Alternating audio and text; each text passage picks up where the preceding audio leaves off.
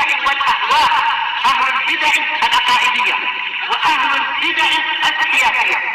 نقول بيننا وبينكم السلف، بيننا وبينكم الكتب، كان فيقول البدع بيننا وبينكم الرحيم. Qala al-Imam al-Bukhari rahimahullahu ta'ala al-haditsus salis wal khamsun ba'da salasimi'ah 353. Haddatsana Mutarrif Abu Mus'ab qala haddatsana Abdurrahman ibnu Abil Mawali an Muhammad ibn al-Munkadir qala ra'aitu Jabir bin Abdullah yusalli fi saubin wahid. Saya melihat Jabir bin Abdullah salat di dalam satu pakaian, yaitu hanya satu pakaian, dari atas bawah cuma satu. Wa qala, beliau mengatakan ra'aitu Nabiyya sallallahu alaihi wasallam yusalli fi saub. Saya melihat Nabi sallallahu alaihi wasallam salat dalam satu pakaian, bukan siap tapi saub. Baik. Hadis ini hampir sama, intinya sama dengan hadis sebelumnya, hanya saja Imam Bukhari rahimahullahu ta'ala mendatangkan sanad yang lebih pendek. Kalau sebelumnya berapa ini? Khumasi kah? Ahmad bin Yunus, Asim bin Muhammad, Waqid bin Muhammad, Muhammad ibnu Munkadir, Jabir, iya Khumasi. Sekarang Rubai, Mutarrif, Abdurrahman bin Abil Mawali, Muhammad ibnu Munkadir, Jabir. Jadi sanadnya lebih pendek. Dan Imam Bukhari suka mencari sanad yang pendek. Walaupun sanad yang panjang lebih kuat. Buktinya apa? Kita lihat di sini. Haddatsana Mutarrif Abu Mus'ab, beliau siqah, tak masalah. Beliau madaniyun siqah. Cuma yang kedua, yang gurunya ini yang bermasalah. Abdurrahman bin Abil Mawali. Secara umum beliau siqah, tetapi punya riwayat yang mungkarah dalam masalah hadis istikharah. Dan juga ada beberapa kritikan. Tapi apa? Tidak masalah, tetap boleh menjadi hujjah asalkan tidak diselisihi oleh yang lain. An Muhammad ibn al-Munkadir, yang tadi Madani juga, cuma tidak disebutkan kunyahnya siapa. Beliau Madani. An Muhammad ibn al-Munkadir telah kita lewati dalam pertemuan sebelumnya. Beliau adalah Abu Abdillah At-Taimi dan juga beliau Madani. Siqatun faqih minal a'lam, tokoh besar Muhammad ibnul Munkadir. Qala ra'aitu Jabir bin Abdullah. Ini seperti hadis yang tadi malam, Abu Abdullah Al-Madani Al-Ansari As-Sulami, termasuk sahabat yang paling banyak meriwayatkan hadis. Yaitu ra'aitu Jabir bin Abdullah yusalli fi saubin wahid. Saya melihat Jabir bin Abdullah radhiyallahu anhuma sholat di satu pakaian.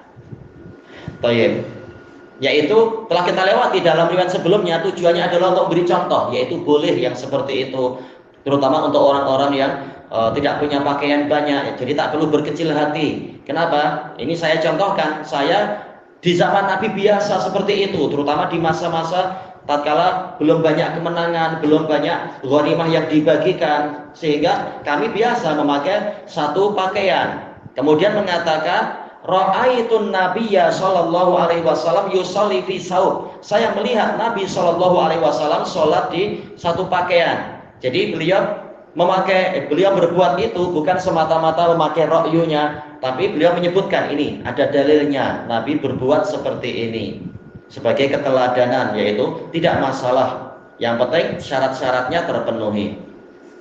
Ini menunjukkan bahwasanya seorang ulama juga digalakkan ketika berbuat sesuatu menyebutkan dalilnya agar orang mengikuti beliau dengan hujjah, bukan karena besarnya karisma dia atau dianggap pasti berilmu. Baik. Nah, ada tambahan cerita terkait dengan Abdurrahman bin Abil Mawali ini. Beliau ini ya walaupun dari kalangan ulama, tetapi beliau pernah tergelincir, bukan hanya dalam riwayat, tapi juga dalam masalah apa kita katakan ya, yaitu pernah ikut memberontak di zaman Khilafah Abbasiyah, memberontak bersama Ahlul Bait. Tatkala sebagian Ahlul Bait memberontak dari keluarga Ali bin Abi Thalib, tapi bukan Ali, tapi keturunan Ali memberontak, beliau termasuk yang ikut memberontak. sebagaimana dijelaskan oleh Imam Az-Zahabi di dalam Mizanul I'tidal. Dan disebutkan oleh Zahabi dalam kitab yang lainnya, kalau tak salah dalam kitab Al-Kashif, dikatakan beliau ditangkap oleh pemerintah Abu Ja'far Al-Mansur di zaman Bani Abbasiyah itu, diminta untuk menunjukkan mana pemimpinmu. Pemimpinnya kan lari. Nah, dia tak mau, maka dia disiksa, dicambuk sampai 400 kali. Ya, ini ketergelinciran. Ini menunjukkan ulama tidak maksum. Kalau keliru ya jangan diikuti. Tapi gimana kita tahu keliru atau tak keliru? Lihat pendalilannya. Ternyata menyelisihi dalil, ya tak boleh diikuti. Cuma secara umum tidaklah ketergelinciran ulama berarti langsung dibuang. Barangkali ya sekedar salah ijtihad waktu itu atau apa.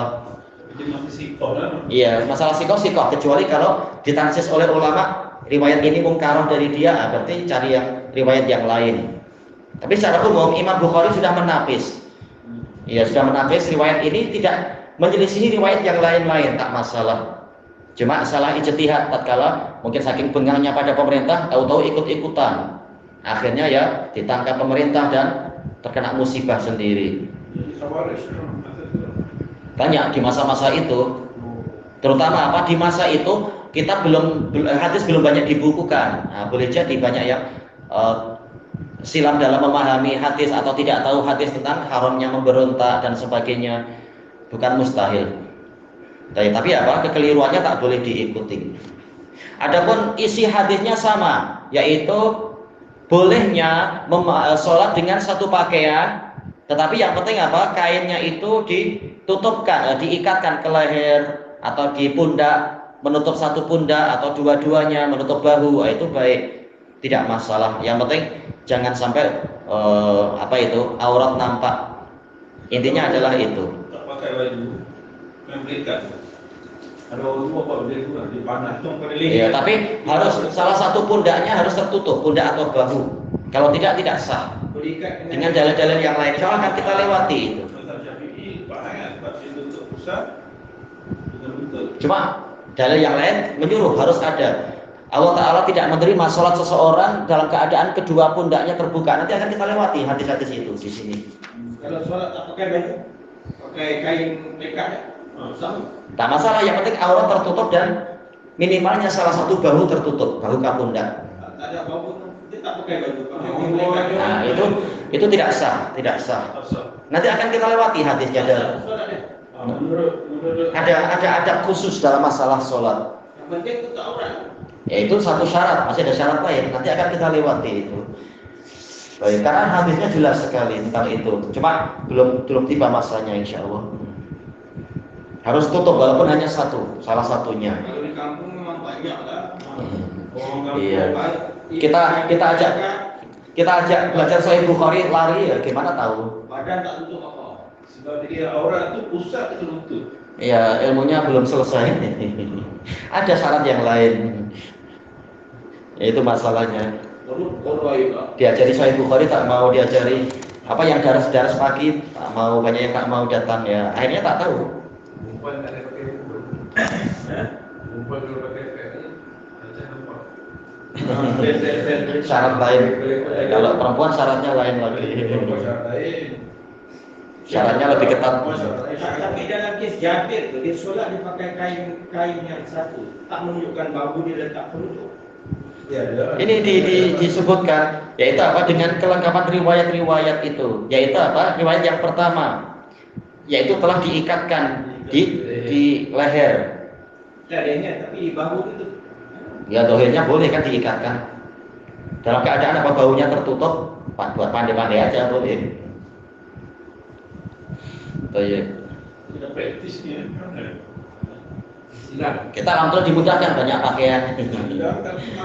Mana sekarang ni bau kita kalau pakai t-shirt sekolah, t-shirt Tak masalah. Tak masalah, sudah tertutup bahunya. Kenapa? Tapi kalau itu kan, hijab itu kan, bahu masih lagi keluar kan? Dohirnya tangannya tak nampak, dia di dalam. Kayak besar, kayak tak nampak. Istilahnya pandai-pandai lah diatur gimana agar apa sesuai. Tak nampak boleh tak pegang tu. Yes man kita. Pandai-pandai lah. Pandai-pandai mengatur. No. Kau nampak macam lampu. Tak, kain besar. Besar. Kain besar. Memang besar. Diikat, duduk dalam. Kita berbayar macam kain ikat. Tu jadi Kain ikat tu. tak, dia macam selimut lah, kain selimut. Kain selimut Afghan tu kan. Tapi kalau kan tu boleh kena tu. Si jarang-jarang. Makanya si murid seperti yang disebutkan semalam itu, siapa itu? Ubadah bin Walid ibnu Ubadah bin Samit sampai bertanya, menunjukkan itu jarang terjadi. Makanya dia sampai tanya-tanya.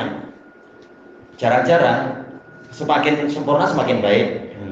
Penutup-penutupnya dan sebagainya. Ini sekali aja mungkin atau 2 kali aja. Macam kita pakai Syam itu. pakai ikhram. Tak pakai baju solat. Pakai kain boleh ikat solat Iya. Solat lah, kemas tak dapat. Sebab 2 kain Dua kain. di kelas 1 kain sekurang-kurang. Memang harus lebar dan panjang biar menutup aurat dan sebagainya. Kenapa tidak dibuat macam itu aja sudah tutup pusat dan ini? Karena Imam Nabi nyuruh untuk paling tak menutup salah satu pundak. Jadi mereka pandai-pandai lah mengikat ke leher. Tidak hanya di pusatnya. Itu waktu sholat, di luar sholat tak masalah. Cuma ya kurang adab ya keluar gitu-gitu kalau tak ditutup baik-baik. Di Indonesia ni biasa kamu pakai kain lekat jalan badan tak pakai salah. Tidak dosa.